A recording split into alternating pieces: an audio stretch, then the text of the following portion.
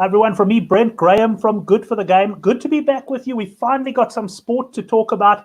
Yes, there's things like Super Rugby on the horizon, but an article on the Good for the Game website caught my eye this week. Couch Critic wrote it. It's an NRL preview, and the NRL gets going on the 28th. That's on Thursday. I must say I read the article and I started getting a little bit excited. He made the game sound pretty good. So I thought, let's get him on and have a talk about that. We can have a look at some of the odds as well and see maybe there's the potential for us to get involved from a betting angle. So it's a big welcome to Couch Critic. Hein, how you doing? How's it, Brent? No, I'm good, thanks. It's probably not difficult catching your eye. It's probably one of the few articles on the site at the moment, eh, Brent? That's it. We're pretty lean. I mean, we haven't, we pretty much have had 2 months of nothing much on Good for the Game. Every now and again, I pop onto the forum to see what Quill, one of our overseas guys, posts on a few sports. But really, let's face it, Couch, from a betting angle, we've been scratching for stuff to bet on. I know you've been probably more involved than me. You've even been betting on virtual cycling, from what I understand. But looking forward to the real sport getting going again. Brent, you wouldn't believe me. I can't wait for some real action, man. I've been betting on bloody Charles Leclerc playing a video game. It's ridiculous. So I need some real action, and I need to keep the funds for this. And I suppose that might be, maybe after 2 or 3 weeks, I'm gonna be sick and tired of league and back to rugby union. But at the moment, it's the thing that stands out. So I'm super excited. So if anyone wants to get hold of you, there's your Twitter handle at HDemon. They can get you there if they got any questions on the NRL. First of all, I mean, I know about league, but I've never really, aside from trying to play a season once when they tried to launch it in South Africa in the 90s, I never really got into it, Couch. And obviously something's made you excited about the sport. Was it your recent trip to Australia? Yeah, definitely that as well, Brent. I mean, obviously almost the first thing I did was walk into a sports shop in Sydney when I got there, and I was almost surprised to see the rugby gear and Super Rugby gear right at the back, and at the front it's all rugby league and NRL gear, and then some AFL and even normal soccer or football, and then only then the rugby union. So for them it's huge, and I can actually understand it. If you've seen how the Aussies have struggled in terms of union lately, and you compare the benefits and those things that are exciting and good about league, and I think we'll get stuck into that a little bit just now. I can completely understand why the hype is there, and just personally in terms of watching it now, it is a bit tougher. It's not really a mainstream sport in terms of televised, but yeah, people can contact me if they're having trouble streaming it some way or another. It's usually I think Channel 9 and Fox Sport Australia or something like that, but we'll talk about that later.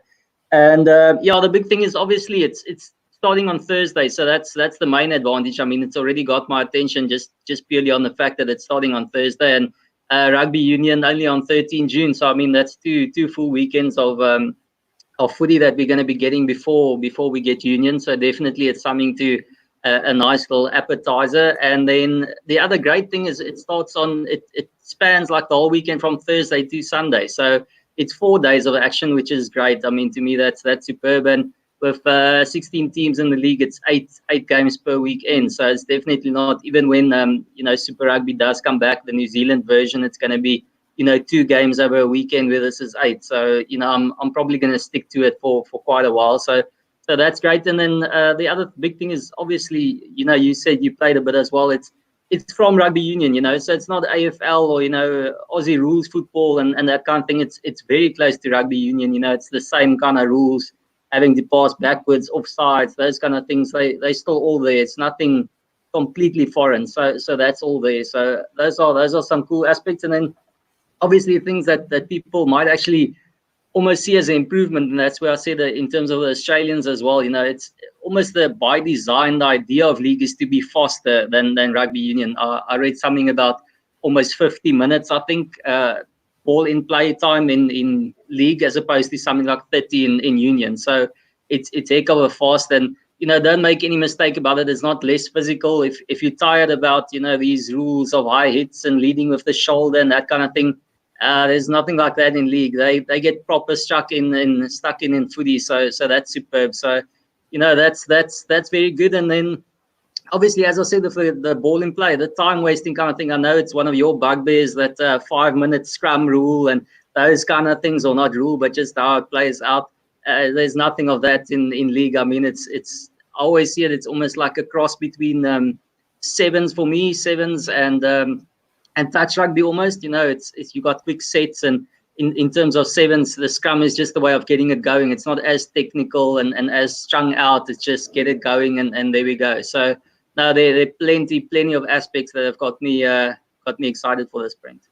It was interesting during the week. I saw World Rugby were talking about changing the rugby union rules to try to get the game back going after COVID. And a lot of people were saying basically that game you're talking about has already been invented. It's called rugby league because they were talking about dropping scrums and mauls and that sort of stuff. But yeah, certainly sounds exciting. I might have to look at some of those streaming options. I think we can say it up front. Super Sport, you must be struggling for live sport. Surely this would have been a great opportunity to get something like the NRL on the screens. But enough about that side of it. Let's go onto the NRL itself. Looking at the outright betting there, Couch, and I'm just going to bring it up quickly. It looks like a very open league. I mean, we got the Melbourne Storm here at 4-1, the Canberra Raiders 9-2. You got the Sydney Roosters. I think that's the cap you're wearing at 21-4. And I mean, you go down there, you got some big prices. It suggests we're going to have some really competitive games.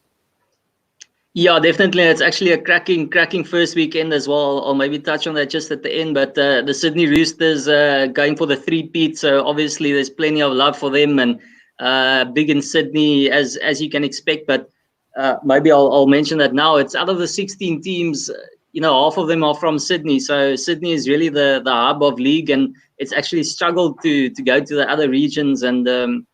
That's actually kind of a bit of a weird thing about footy in Australia. But the Melbourne Storm is one of the youngest teams. They've introduced in 1998, and obviously they're the only side from Melbourne, and they've been doing fantastic. I think in the last 4 years they call it minor premierships when you top the table during the regular season. So they've won it, I think, 3 times over the last 4 seasons, and in 2017 they were the champs. So they held the title before the Roosters took it off them. So now they're definitely a cracking team. They've got the 2 Camerons there.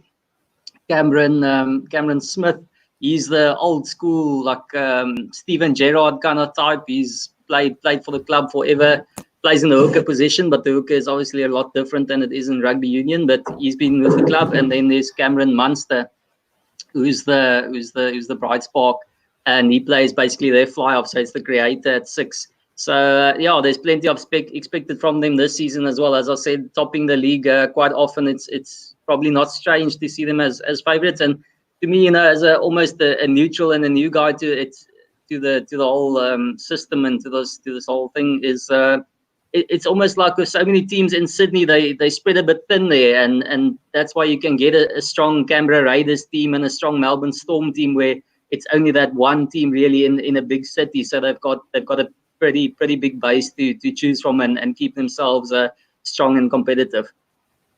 And I suppose the matches themselves, it's going to be much like rugby betting. We're going to have handicaps, probably going to have closer to kick-off things like total points lines and that. So your rugby punter is looking to warm up for a bit of Super Rugby. This is perfect. Other than the fact that they're going to have to find a way to stream it, of course. Brent, of course, I'm warming up with try scorers. So I've already checked that, and I've hopefully got it going with Bet Olymp. They've got me to get some try scorer markets in there. So I'm looking forward to that. And then, yes, as you say, first off handicap, first off, second off, those kind of results, alternative handicap, normal handicap, it's all there. So no, it's pretty much your stock standard. You can even have things like time of first try and total points. Obviously, that's a big one. And I've actually in my preview, I've just finished it for this for the Thursday and Friday games. I'm pretty much looking for points in this first weekend too, for people to start slow and maybe not be as high scoring, and especially with some big derby games. Interesting enough, there I'll throw that in quickly, is this self-same Sydney Roosters are playing the South Sydney, or just the Sydney Roosters are playing the South Sydney Rabbitohs, and they are the 2 foundation teams, so they are the 2 oldest teams in the competition. So and they're both from Sydney itself. Obviously, it's a crunch game. It's one of the biggest rivalries in sport, so that's going to be absolutely massive, and it's a big one. Sydney's going to be, I'd say it's going to be split down the middle, but with 8 teams there, they more than just 50-50. That's it. Well, you touched on the fact that you've obviously got an intro preview, which is a good read if you don't know much about NRL in particular, up on Good for the Game, and you're doing that for Bet Olymp. And your preview is going to be going up. So you're going to be previewing the matches each weekend. So they can probably look forward to your first preview being up tonight. We're not doing this video live. We'll post this later tonight as well.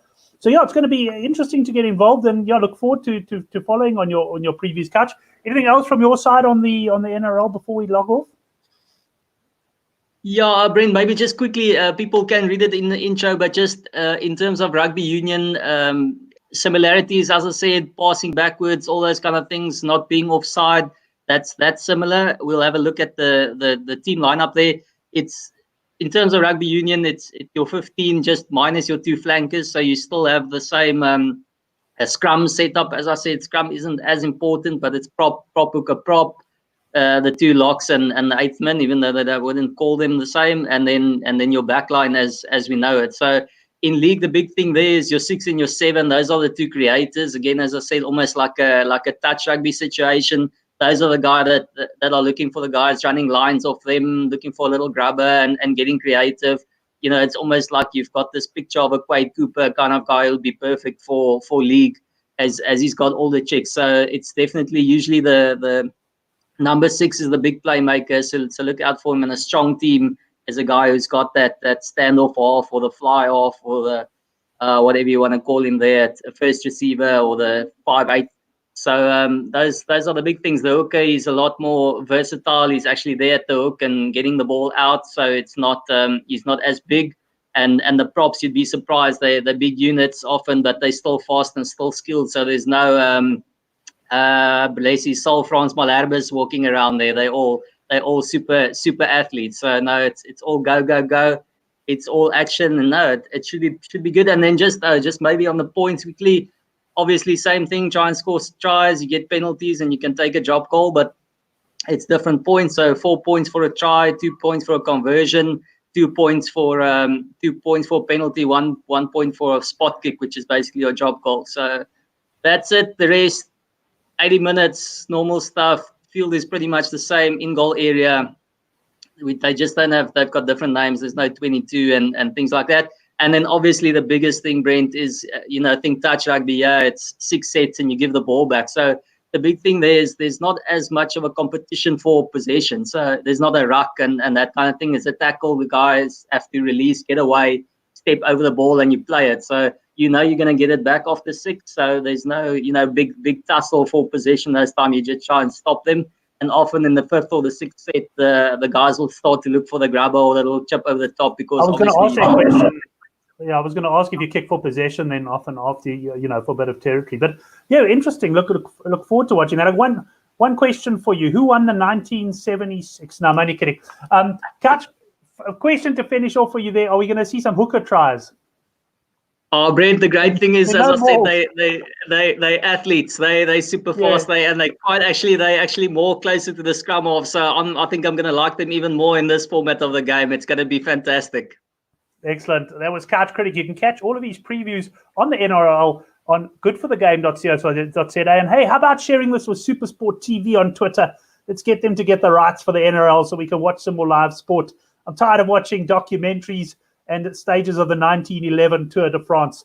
Thanks, everyone. Thanks, Couch. I look forward to chatting to you probably again sometime about the NRL, but with no doubt, on the 11th of June, the handicap rugby chat that matters will be back. We'll certainly catch you on that one. Save the date. We won't miss that one. Thanks, everyone. Enjoy the show.